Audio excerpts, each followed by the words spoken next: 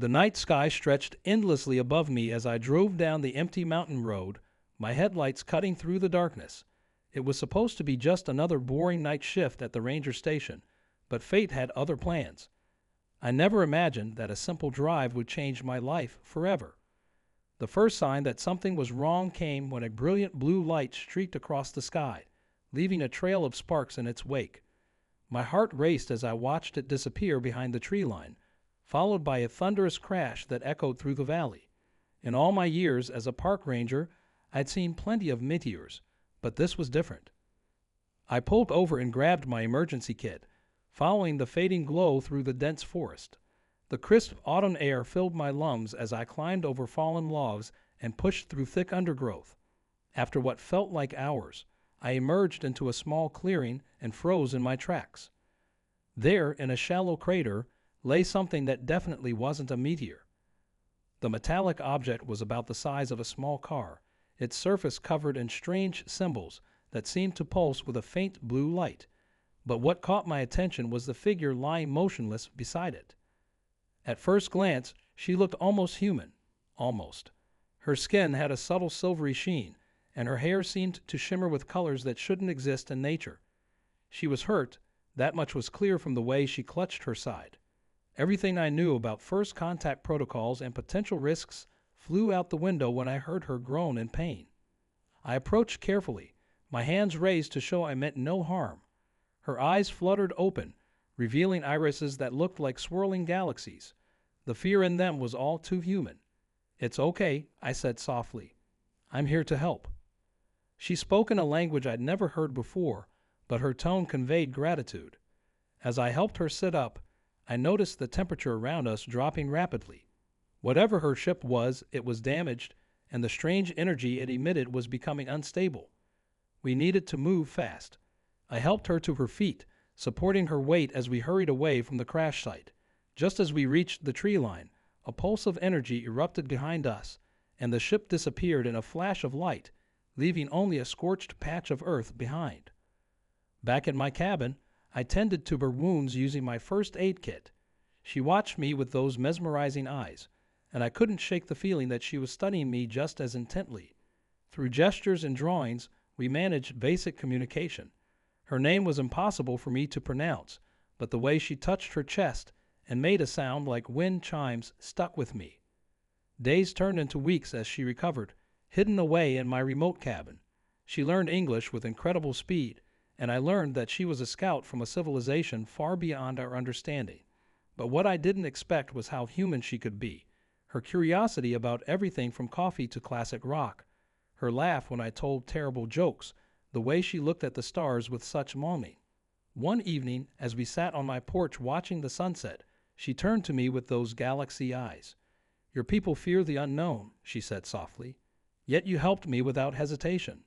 Why?" Before I could answer, a distant humming filled the air, and strange lights appeared in the sky. Her people had come looking for her. As I watched those lights grow closer, I realized two things. First, that my life would never be the same after meeting her. And second, that I wasn't ready to say goodbye. But that's how all great love stories start, isn't it? With an impossible choice and a heart that dares to dream beyond the stars. The lights grew larger, casting an ethereal glow across the forest. She gripped my hand tightly, and I could feel her trembling. "They weren't supposed to find me," she whispered. "Not yet." There was fear in her voice, not of her own people, but of something else. Something she hadn't told me. I led her back inside the cabin, my mind racing. Over the past weeks, I'd noticed how she would sometimes freeze mid-conversation, staring into space with a haunted look. How she would scan the sky nervously each night before coming inside. She wasn't just a scout. She was running from something. "There's something I need to tell you," she said, her voice barely audible over the increasing hum outside. "My people, we're not united. There are those who believe we should conquer rather than connect, who see Earth as a resource rather than a sister world." She pulled out a small crystal from her pocket, its surface swirling with what looked like living data. "This is why they're really looking for me." The crystal pulsed with a soft light as she explained. It contained proof of a planned invasion, evidence that could prevent a war before it began. She was part of a resistance movement. trying to protect both our worlds from those who would destroy everything in their pursuit of power. The humming outside grew louder, and beams of light swept across the windows. I could hear mechanical sounds like giant machines moving through the trees. "Those aren't my allies," she said, her galaxy eyes wide with worry. "They're hunters." Without thinking, I grabbed my emergency pack in her hand. There was a hidden cellar beneath the cabin, originally built as a storm shelter. As we descended the stairs, I could hear heavy footsteps above us. The cellar wasn't much, but its walls were lined with old lead pipes, enough to mask any energy signatures they might be tracking. In the darkness, she told me more about her world, about how their society had advanced so far technologically that they'd nearly lost touch with their emotions, their capacity for love and compassion. But a few, like her, believed there was more to life than cold logic and expansion. They saw Earth as a reminder of what they'd lost, the beauty of imperfection, the strength found in vulnerability. "That's why they fear humans so much," she whispered as dust fell from the ceiling with each heavy footstep above. "You remind us of who we used to be, of everything we sacrificed in the name of progress. And some would rather destroy that mirror than face what it reflects." Hours passed in tense silence. The crystal in her hand cast just enough light for me to see her face, to watch as she battled with some internal decision. Finally, she turned to me with determination in those starlit eyes. "I need your help," she said, "not just to hide, but to save both our worlds.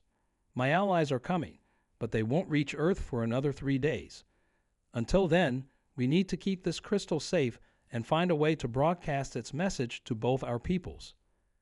The footsteps above finally faded, but we both knew they hadn't given up. They would be watching, waiting, searching. We were 2 people against an advanced alien strike force, armed with nothing but a crystal full of secrets and whatever courage we could muster. As we sat in that cellar, planning our next move, I realized something important. Sometimes the greatest adventures aren't about choosing to be brave.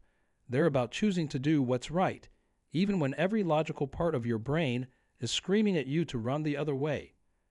And as she looked at me with those impossible eyes, I knew I would follow her anywhere, even if it meant facing the stars themselves. The next 48 hours became a desperate game of cat and mouse through the mountain wilderness.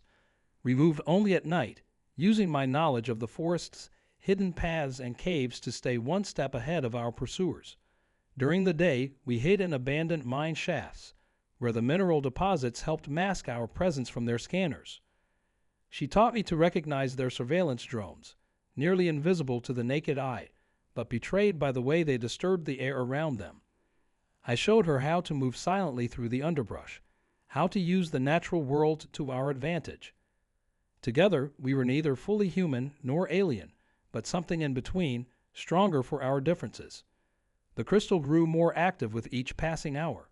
Sometimes it would project fragments of the data it contained, holographic images of massive warships hidden in the dark spaces between planets, coordinates of planned attack points across Earth. The scale of what we were trying to prevent was overwhelming. On the second night, while sheltering in a cave high up the mountainside, she finally told me her real name. It wasn't the wind chime sound she'd first shared, but something deeper, more personal, a name given to her by the Resistance. When she spoke it, the crystal resonated, creating a harmony that made the air itself vibrate. "It means hope in our oldest language," she explained, "the language we used before we forgot how to feel." But our hunters were getting closer. They had some way of tracking the crystal's energy signature, despite our best efforts to shield it. We could see their ships now, dark shapes against the stars, methodically searching the mountains. Each night, the search pattern grew tighter, more focused. Our plan was simple but desperate. Her allies had managed to send us coordinates for a receiving station they'd hidden on Earth decades ago. A backup plan for exactly this kind of situation. It was in an old observatory at the mountain's peak, abandoned years ago and funding ran out. If we could reach it, we could broadcast the crystal's data to both Earth and her homeworld simultaneously. The problem was getting there. The only path to the peak was exposed, a winding road visible from the air. And worse, a storm was rolling in, bringing with it the kind of weather that made the mountain treacherous, even in the best circumstances. On our final night, as thunder rumbled in the distance, we huddled at an old ranger station, planning our last desperate run. The crystal's pulsing had become almost frantic, as if it knew what was coming. Outside, lightning illuminated the silhouettes of 3 alien ships, hovering like predatory birds. "They're not just going to let us walk up there," I said, studying the topographical map I'd grabbed from the station's wall. "And even if we make it, how long will it take to broadcast the data?" She looked at me with those galaxy eyes, now filled with both determination and fear. "The broadcast will take exactly 8 minutes and 43 seconds, she said. "The same time it takes light from your sun to reach Earth." Then she took my hand, and I felt something small and cold press into my palm. The crystal. "I need you to carry it," she said softly. "They'll be expecting me to have it. I can draw them away, give you a chance to reach the observatory." Before I could protest, she continued, "My people have a saying. The universe bends toward justice, but only if we're brave enough to show it the way." Lightning flashed again, closer this time, and in that brief illumination, I saw tears in her eyes. Actual, human tears. The storm was almost upon us, and with it would come our moment of truth. As thunder shook the old station's walls, we held each other close, knowing that when the rain began, we would have to make a choice that would affect not just our lives, but the fate of 2 worlds. And somehow, in that moment of perfect tension between peace and chaos, she smiled at me, a smile that held all the beauty and sadness of the stars themselves. The rain hit like a wall of water, turning the mountain path into a treacherous slide. We split up. She headed east, drawing our pursuers with a decoy signal device, while I clutched the real crystal and began my climb toward the observatory. Through the storm's fury, I could hear the low hum of their ships following her, just as we planned. But halfway up the mountain, everything changed. A new sound cut through the thunder. A deeper, more powerful vibration that made the ground itself tremble. Through breaks in the storm clouds, I saw something massive descending from the sky. This wasn't one of the hunter ships. This was something else entirely. The clouds around it boiled away from its hull, revealing a vessel the size of a small city. My radio crackled to life. We cobbled together some old emergency equipment from the ranger station. Her voice came through broken and desperate. "They sent a world breaker. Run, the crystal. It's more important than we knew. It's not just invasion plans. It's..." Static consumed her words, followed by a sound that made my blood run cold, her scream. The crystal in my pocket began to pulse with an intensity I'd never felt before, its light bleeding through my jacket. As I pulled it out, it projected something new, not battle plans or coordinates, but what looked like a genetic sequence. The truth hit me like lightning. This wasn't just about an invasion. The crystal contained the original genetic template of her people, from before they began modifying themselves, before they lost their capacity for emotion. In the wrong hands, it could be used to force their entire species to evolve even further away from their emotional nature. I wanted to turn back, to help her, but her last words echoed in my head. The crystal had to reach the observatory. 2 civilizations depended on it now, not just to prevent a war, but to preserve the very soul of her people. The world breaker ship cast an otherworldly light across the mountainside, turning the rain into streams of luminescent particles. Through my binoculars, I could see figures emerging from it, not the hunters we've been evading, but something more alien, more terrifying. They moved with an inhuman grace, their forms shifting and flowing like liquid metal. Then I saw her again, running through the storm below, dodging energy blasts that turned the rain to steam wherever they hit. She was leading them away from me, but she was running out of space to maneuver. The mountainside ended in a sheer cliff ahead of her. The crystal pulsed again, and suddenly I understood what I had to do. The observatory wasn't just a broadcasting station. It was a beacon built to call something even more powerful than a world breaker. If I could reach it in time, if I could activate it before they caught either of us. Lightning struck the peak above me, illuminating the observatory's dome. It was so close now, maybe 100 meters up the treacherous path. But between me and that dome stood 3 of the liquid metal figures, their forms rippling in the storm's wild light. Behind me, I heard her voice again, closer this time, singing that ancient name that meant hope in her people's oldest tongue. The crystal resonated with her song, its light growing stronger, and in that moment, I realized we'd been wrong about everything. This wasn't just about saving Earth, or even her civilization. This was about something much older, much more fundamental to both our species. And as the storm raged around us and ancient machines of war descended from the sky, I understood that what had started as a simple act of kindness on a dark mountain road was about to become something that would change the very course of human and alien history alike. The only question was, would we survive long enough to see it happen? The liquid metal figures advanced, their bodies reflecting the storm's lightning like living mirrors. I held the crystal high, its light pulsing in sync with my racing heart. The ancient name she taught me burned in my mind, and in desperation, I spoke it aloud. The crystal flared brilliantly, and for a split second, the attackers hesitated. That moment was all I needed. I sprinted past them, their reactions slowed by some effect of the crystal's resonance with its own ancient language. Behind me, I heard her voice rising above the storm, still singing that same word, drawing the attention of every ship in the sky. I reached the observatory's heavy doors just as the world-breaker ship positioned itself directly overhead, its massive form blotting out the rain. The lock was old, but my Ranger keys still worked. Inside, decades of dust covered what looked like ordinary astronomical equipment, but the crystal knew better. It pulled me toward a simple telescope, its light synchronizing with hidden mechanisms beneath the tarnished brass. The crystal fitted perfectly into what had appeared to be the telescope's eyepiece. Ancient machinery hummed to life, and the observatory's dome began to open, revealing the storm-torn sky and the threatening silhouette of the world-breaker above. That's when she burst through the door, soaked and breathing hard but alive. "Don't activate it yet," she shouted. "There's something you need to know." But it was too late. The crystal had already begun its sequence, its light building to an impossible brightness. The liquid metal figures flowed through every entrance, surrounding us. The leader's surface rippled, forming into a face that looked startlingly like her own. "Sister," it said, "have you forgotten why we sealed this place?" And then I understood.